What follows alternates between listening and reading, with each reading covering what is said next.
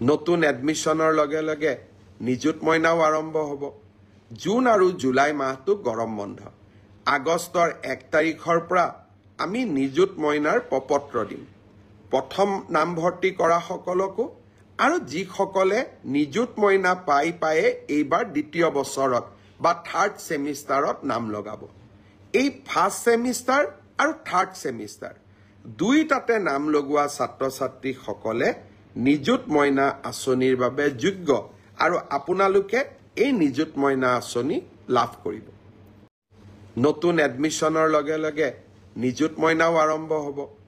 June আৰু July মাহটো গৰম বন্ধ। আগষ্টৰ 1 তাৰিখৰ পৰা আমি নিযুত মইনাৰ প্ৰপত্ৰ দিম।